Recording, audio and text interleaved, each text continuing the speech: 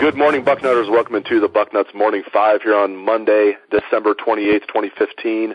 I am Dave Biddle, and I am happy to be joined by the People's Champ, Matt Baxendell.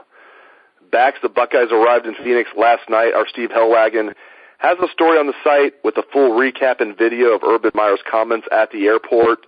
Make sure you check that out if you haven't already. Bax, I've heard a lot of Ohio State fans express concern that the team might not be motivated for this game against the Fighting Irish. Several players might have their eye on the NFL, might not be focused on beating Notre Dame.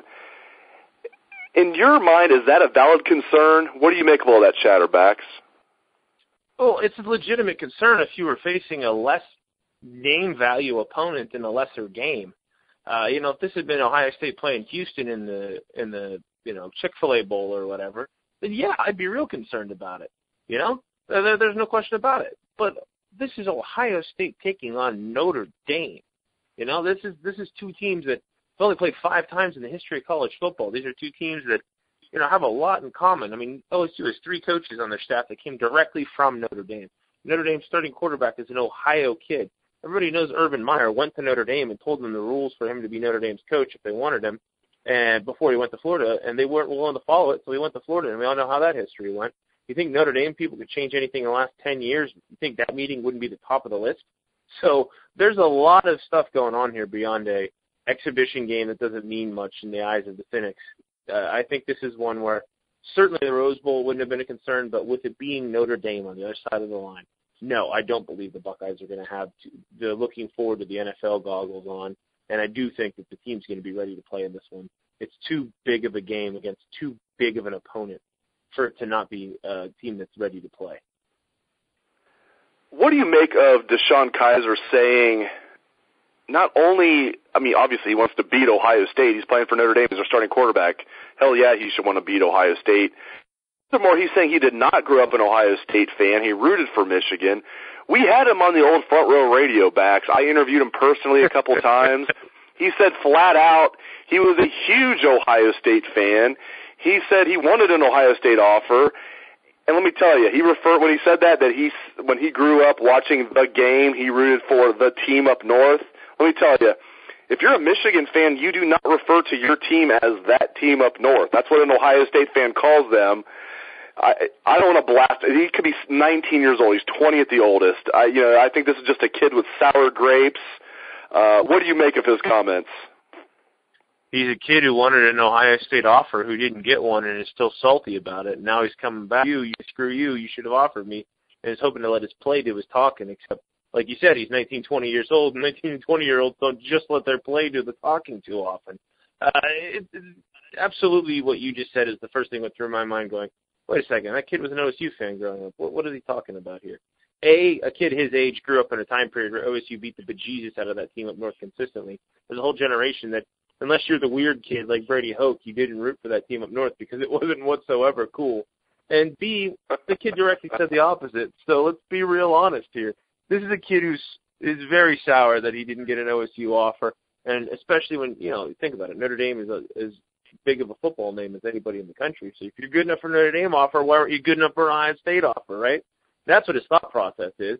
And he's out to prove to OSU that they made a mistake by not giving him an offer. And by the way, that would have been the case regardless of which Notre Dame quarterback played, because let's not forget, Malik Zaire, who was the starter before him, was also an Ohio kid who wanted an Ohio State one and didn't get one and then went to Notre Dame.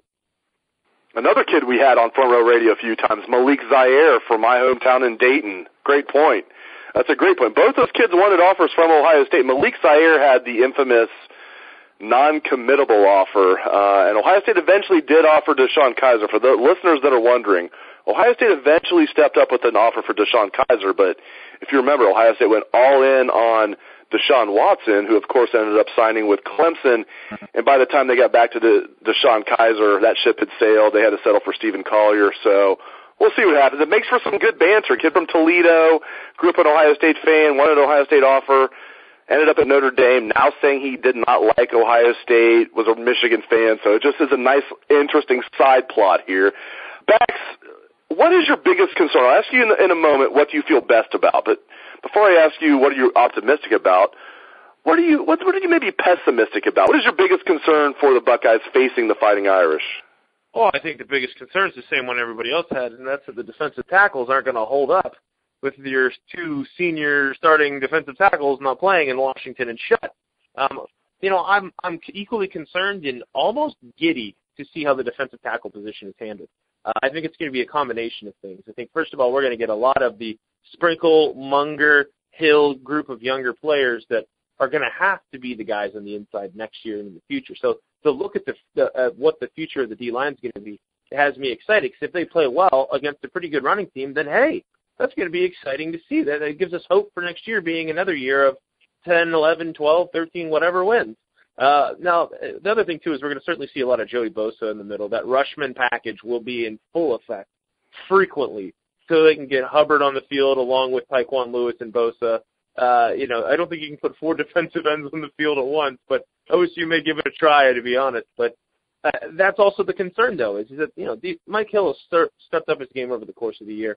I feel pretty good about him. Munger is a guy who has flashed a lot. Sprinkle's a guy we've heard a lot about. We haven't seen it from those guys.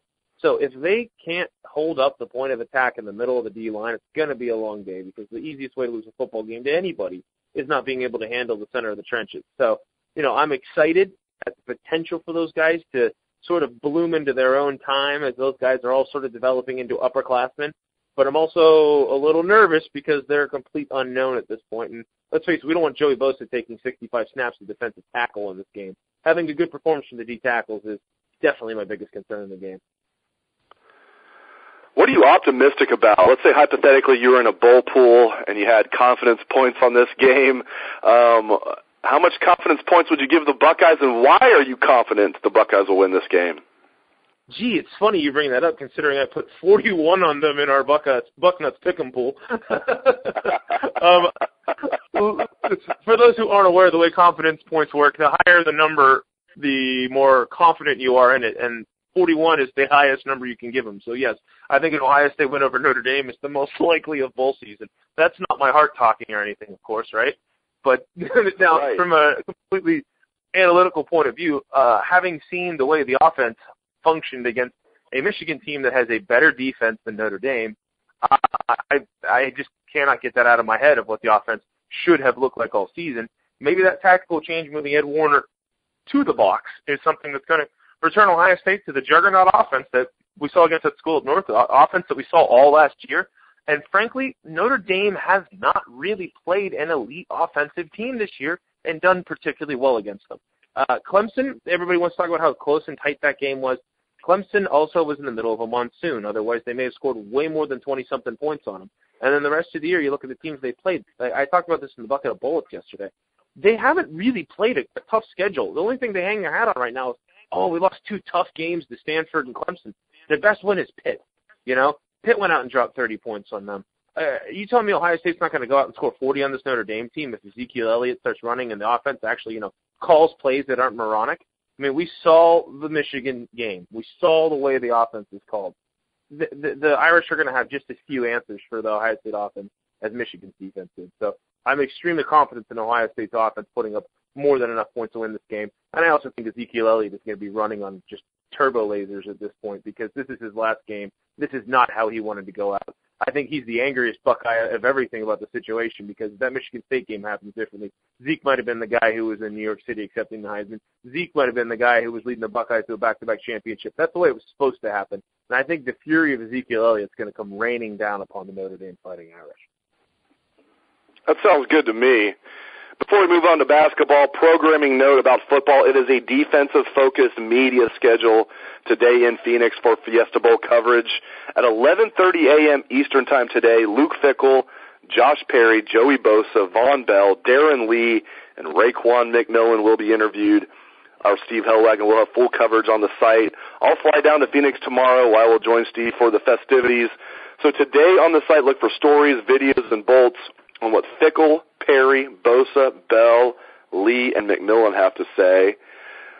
Final topic, the Ohio State basketball team moved to 8-5 on the season with a 73-57 win over South Carolina State last night. This concludes the non-conference portion of the schedule, Bax. Career-high 24 points and 10 boards for sophomore Keita Bates-Diop. I love his game. This makes 4 straight wins for Thad Matta's crew, including the season-changing victory over Kentucky last Saturday. Buckeyes will begin the Big Ten slate this Wednesday when they host Minnesota at 7 p.m. on Big Ten Network. Bax, I still don't think this team will make the NCAA tournament, but, man, they've sure made things interesting all of a sudden. They're a young and exciting squad. I think next year they're going to be tremendous, and this season is not lost. This season is not the disaster that many feared it would be after the first few weeks, Bax. Yeah, I'll be real honest here. The Kentucky game 2 weeks ago, I had pre-written a portion of the bucket addressing Thad Matta's job status and how I think it's insane that anybody wants to put Thad Matta on a hot seat when what looked like it was going to be the first bad year of his career, the first non-20-win season of his career at Ohio State. You know, I thought that was the height of insanity. And then, of course, I finished that portion, and I sit down to watch OSU play Kentucky with very little hope in my heart, and all of a sudden they go out and beat a top-5 team, and I'm sitting there like, well, I guess that was timely. The truth of the matter is that this is a really young team, and if they get to 20 wins this year and make the NCAA tournament, it may be Thad's best coaching job because of how young this group was. But I have to agree with you. I went from just writing off this season and just kind of groaning like I'm watching a Blue Jackets game or something at the thought of Ohio State playing basketball right now, just of how bad it looked like it was going to be. And now they actually are starting to come together as a young team. Maybe this is just the byproduct of the fact that not only did they lose 5 or 6 seniors who, while they weren't the greatest players, they were still players who knew how to play and win at a college level and had done it for a long time. Not only did they just lose D'Angelo Russell, I mean, that is 6 or 7 guys who were in the rotation last year that are no longer on the team. It takes a little while for a team to gel. And Thad Matta, I tell you what, he is Ohio State basketball. Like, people can talk about the old school teams, you know, the team that won the 60 championship and on how legendary that group was. But in between, Thad Matta and that group in the 60s, there really hasn't been much for OSU hoops. You can talk about 1999 all you want. That was a blip on the radar. Frankly, it was a fluke. Thad Matta has built a sustainable, just growing program that has always been very good. And what he's done with this young team, sort of righting the ship and somehow pulling out a miracle against Kentucky, they're going into Big Ten play. And I thought they were like the 10th best team in the Big Ten. I'm not so convinced that they're not towards the upper end right now. The Buckeyes can go out and show well, do above 500 in Big Ten play. They have a shot at being a tournament team. And being as young as they are, and none of these guys look like they're early entry guys, which is exciting because we've dealt with that a lot recently. This Buckeye team could be a lot more fun to watch than a lot of us expected. Whenever winter actually arrives, we're actually going to get to enjoy watching hoops this year, I think. Exactly. Let's just hope that winter doesn't arrive, but if it does, we'll enjoy watching hoops. Thanks, Biddle, if you get on the Fiesta Bowl, if you go down the Fiesta Bowl and take all of our heat with you and don't bring it back, I'm blaming you. Yeah, it's going to be 60 and sunny down there, and I'll take it. That's pretty much what it's been like in Columbus all of December. Not for long, it's though. Just carrying the same weather we've had with us down to Phoenix, although it's been raining a lot here in Columbus lately, and it's going to be cold next week, so I am looking forward to it. Thanks, as always, to the People's Champ, Matt Baxendell, and condolences to his Steelers. Not really, though. Woo-day! Thanks to the listeners for tuning into the show. I appreciate it and hope you have a great day. Take it away, best damn band in the land.